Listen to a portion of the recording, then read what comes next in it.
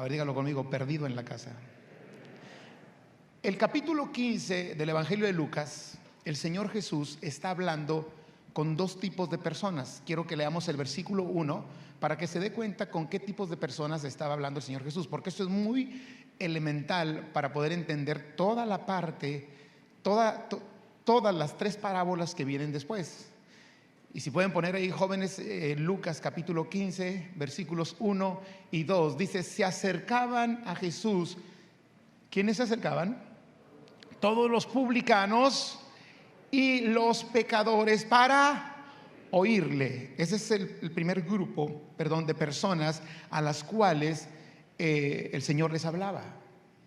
Publicanos y pecadores. Los publicanos eran cobradores de impuestos, eran gente aborrecible por el pueblo judío. ¿Por qué? Porque eran judíos que trabajaban para el imperio de Roma y cobraban los impuestos y se quedaban con una ofrenda de amor. Y se hacían ricos a causa de cobrar impuestos para el gobierno romano, porque el gobierno romano les participaba, y los judíos, el pueblo judío, pues los odiaba. ¿Cómo es posible que tú estés trabajando para el imperio romano? Y estaban los pecadores, los que ellos consideraban pecadores, que no seguían la ley de Moisés, que no seguían las reglas judías. Ese era un tipo de personas.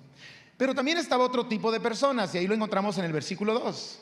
Y dice: y los fariseos y los escribas murmuraban diciendo: este a los pecadores recibe y con ellos come. Entonces estaban por un lado el grupo de los publicanos y los pecadores, y por otro lado estaba el grupo religioso, lo que representa la religiosidad, la religión. Los fariseos y los escribas. Y bueno, los escribas murmuraban de los pecadores, dice que lo oían. ¿Y los escribas qué hacían? Murmuraban. A veces el pecador oye más que el religioso, porque el religioso ya no oye, el religioso solo murmura. Diga conmigo: ya empezó la pedradera. Sí, va a haber pedradas hoy, y no se ponga casco porque quiero que le pegue. Una vez una hermana me dijo: pastor, avíseme cuando va a predicar para traerme el casco. Le digo: no, lo que quiero es que le dé. Porque lo único que puede cambiar nuestra actitud es la palabra del Señor. Dice la Biblia que la palabra de Dios es como un martillo que quebranta la piedra. Y el martillazo duele a veces, pero el martillazo y la palabra de Dios es para edificarnos. Entonces estaba el pecador que oía y el religioso que aparentemente estaba todo bien en su vida, pero lo único que hacía era ¿qué? Murmurar. Y entonces Jesús les da tres parábolas.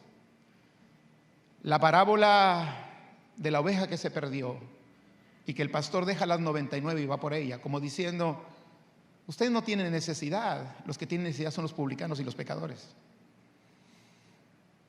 No he venido a llamar justos, he venido a llamar pecadores al arrepentimiento.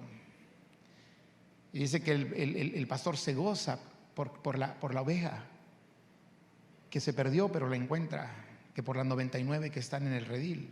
Se goza más por esa oveja. Después le da la segunda parábola, y es de la dracma perdida, la mujer que perdió su dracma.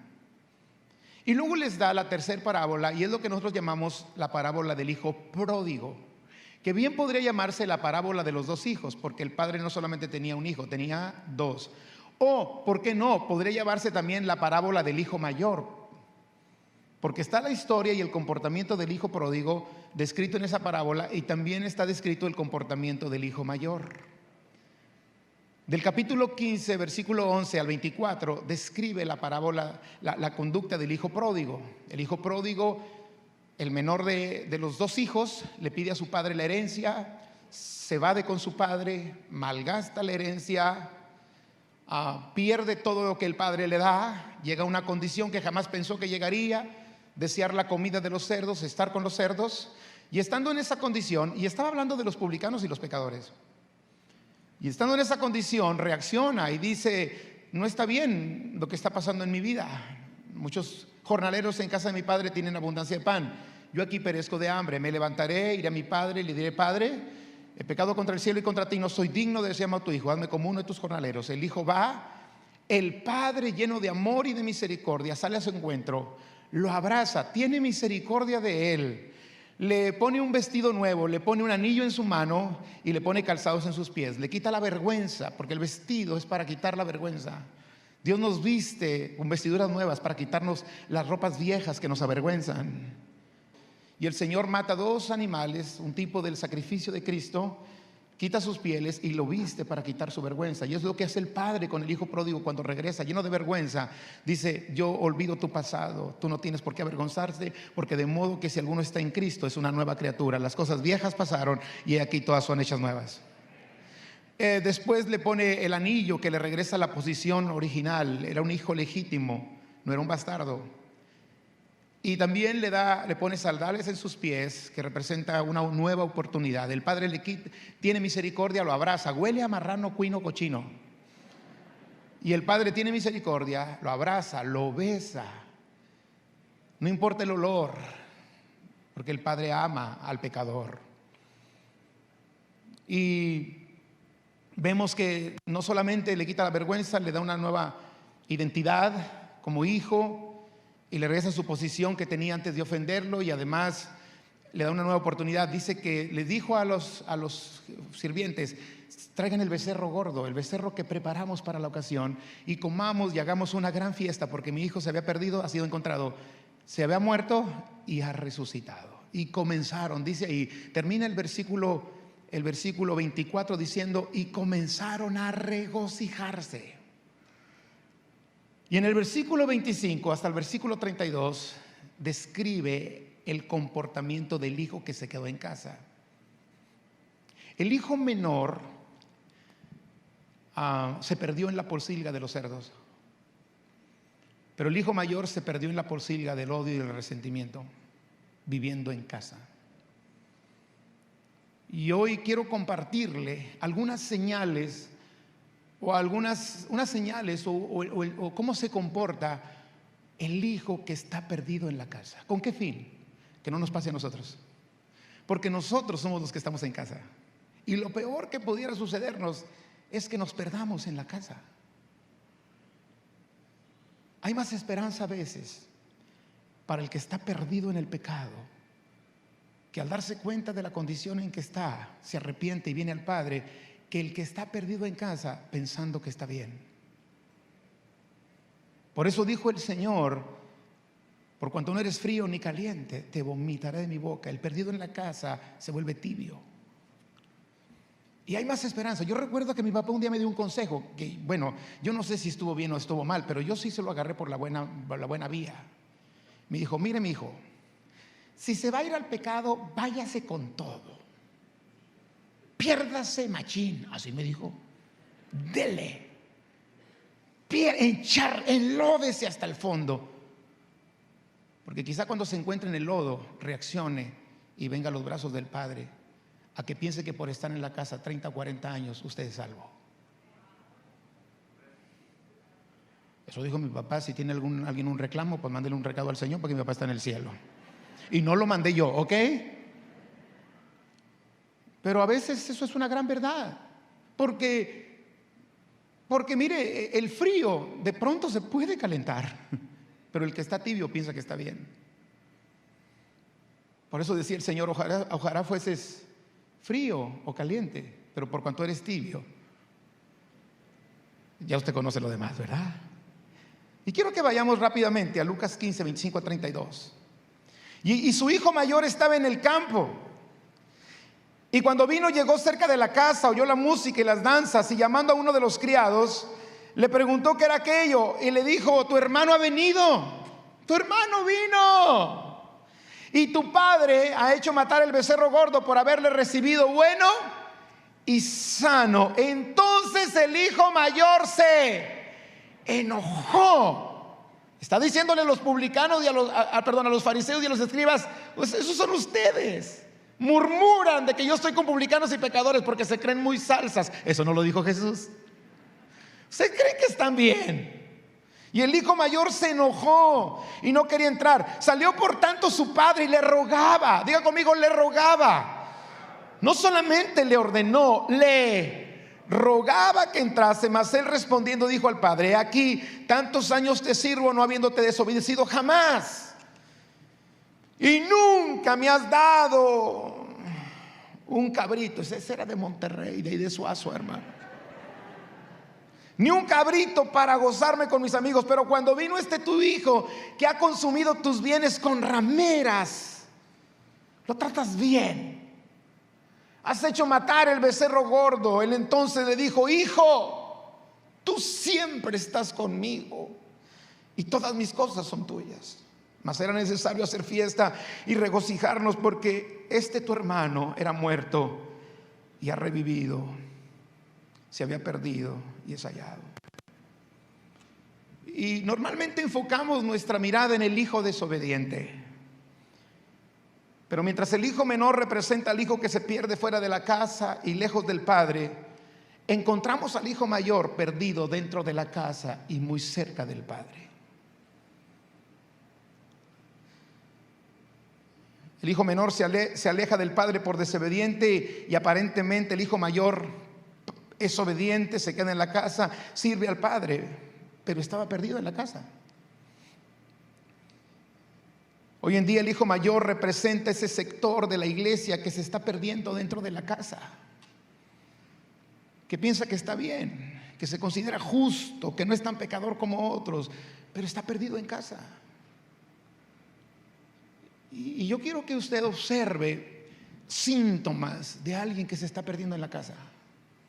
Y la primera es esta: el hijo mayor, su prioridad era el campo, no el padre. Porque dice el versículo 25: y su hijo mayor estaba en el campo. Y usted dice: bueno, pues es que estaba en el campo. Sí, pero los sirvientes estaban en la casa. Porque cualquiera puede decir: pues está trabajando, era la hora de la chamba. Sí, pero resulta que todos los sirvientes se regocijaron, pero el hijo seguía ¿dónde? En el campo. Lo que a mí me indica es que los sirvientes alcanzaron a regresar, pero el hijo mayor se quedó allá. Ahora, es posible, y creo que pues lo que estaba haciendo era trabajar, viendo por los intereses de su padre. El problema es que este hijo mayor servía al padre, trabajaba para el padre, pero no quería estar con el padre. Y hay hoy creyentes que sirven para el padre, trabajan para el padre, pero no quieren estar con el padre. El hijo mayor es un tipo de aquellos que sirven al padre, pero ya no están con él. No se han ido al mundo a pecar y a pervertirse, pero tampoco están disfrutando de la presencia del padre. No hay comunicación ni intimidad con el Padre. No encuentran ya satisfacción en estar con el Padre. Encuentran más satisfacción en lo que hacen para el Padre que con el Padre. Y hay una gran diferencia. Porque no es lo mismo encontrar mi satisfacción en lo que hago para el Padre, mi trabajo para el Padre, que el Padre, su presencia. Y yo le pregunto hoy a todos los que estamos aquí: ¿cuál es tu mayor deleite? ¿Hacer algo para Dios o la presencia de Dios? Entonces, si tú eres de los que vienen a esta casa solo cuando te toca servir, tú te deleitas en hacer algo para Dios, pero no vienes cuando te toca adorar, no te deleitas en estar con Dios. Está seria la cosa, ¿verdad? Sí. Porque hay gente que ha perdido el gozo de estar con el Padre. Se goza en hacer cosas para el Padre. Oye, ¿qué hacemos? ¿Qué hacemos? ¿En qué sirvo? ¿Qué le ayudo? Sí, pero si se trata de adorar, de meterse en la presencia de Dios, no puede. Porque lo que le produce mayor deleite es lo que hace para el Padre, pero no el estar cerca del Padre. Prefiere estar en el campo que en la casa del Padre, disfrutando de su presencia. No está mal trabajar. No está mal hacer algo para el Padre, pero la prioridad debe ser estar con el Padre. Jesús dijo la prioridad: al Señor tu Dios adorarás y a Él solo servirás. Y mi servicio, aún mi servicio, es como un acto de adoración para el Señor. Ese tipo de personas son los que los mantiene cercanos al Padre y a la casa. Es lo que hacen, pero no el amor a Dios ni a la casa. Sirven en la casa, pero no aman la casa. Así que cuando usted haga algo para el Padre y para la casa, primeramente es por amor al Padre y a la casa. Amén. No son gente mala, no. Son gente buena. Ante los parámetros normales del ser humano, del comportamiento humano, son gente buena, no gente perversa. Pero viviendo en la casa del Padre están alejados de Él. Podemos nosotros también identificar los rasgos que caracterizan a un hijo mayor cuando sucede esto. El gozo del Padre no es su gozo. En pocas palabras, no se gozan con lo que el Padre se goza. En el versículo 25 dice: llegó cerca de la casa, oyó la música, las danzas, había alegría, había gozo. Y llamando a uno de los criados le preguntó: ¿qué es eso? Y le dijo: tu hermano ha venido y tu padre ha hecho matar el becerro gordo por haberle recibido bueno y sano. Tu papá es el que provocó toda esta alegría. Tu papá es el que provocó toda esta fiesta. Tu papá está contento porque su hijo, que consideraba muerto, ha revivido. Y dice: y entonces el hijo mayor se enojó y no quería entrar. ¿Por qué? Porque para el hijo mayor el gozo del padre no es su gozo. Y le voy a dar solamente un ejemplo de aquello que nos podría convertir en hijos mayores. El día que usted y yo perdamos el gozo de ver a un pecador venir a los pies de Cristo, nuestro gozo ya no es el gozo del Padre. Porque si hay algo que goza nuestro Padre Celestial, es cuando un alma se salva. Dijo Jesús: hay más fiesta en los cielos, más gozo en los cielos por un pecador que se arrepiente que por 99 justos que no necesitan arrepentirse. Pero si su gozo es verlo, yo quiero acompañar al pastor en esa oración, porque ese hombre y esa mujer que está entregando su vida a Cristo está alegrando el corazón de mi Padre Celestial. Y si nos vamos al versículo 29, dice: mas él respondiendo dijo al padre: he aquí, tantos años te sirvo, no habiéndote desobedecido jamás, y nunca me has dado ni un cabrito para gozarme con mis amigos. Pero cuando vino tu hijo que ha consumido tus bienes con rameras, has hecho matar para él el becerro gordo. Mira, papá, tengo años sirviéndote a ti y nunca me has dado nada. ¿Sabes qué? El hijo mayor se siente mal valorado y mal recompensado. Yo me daré cuenta que tengo el síntoma del hijo mayor cuando de pronto empiece a exigir y a recordarle a otros lo que he hecho por ellos. Cuando yo empiece a recordarle a Dios: Señor, tantos años que te sirvo y hago esto y aquello. Amados, el éxito en la vida cristiana no depende de lo que nosotros hacemos por Dios y para Dios. Depende de lo que Dios ya hizo y sigue haciendo y hará por nosotros. No es lo que yo hago, es lo que Dios hace. Pero el hijo mayor lleva cuenta de la deuda cuando Dios nos canceló a nosotros la nuestra. Porque dice la palabra de Dios que no nos ha pagado conforme a nuestros pecados, sino que el Señor ha extendido sobre nosotros su misericordia. El hijo mayor lleva cuenta: yo hago esto y hago aquello, y por más que le recompense el padre, no se siente recompensado. Y por más que el padre le valore, no se siente valorado. Porque aquí el hijo mayor está mintiendo. Y ahorita se lo voy a demostrar. No tenemos con qué pagarle a Dios. Un verdadero siervo no lleva cuenta de lo que hace para Dios. Un verdadero hijo, siervo, solo lleva cuenta de lo que Dios hace para él. Y cada día se siente más en deuda con Dios, porque es por su misericordia que no hemos sido consumidos, porque son nuevas cada mañana sus misericordias y grande es su fidelidad. Dios no me debe nada, le debo todo a Dios.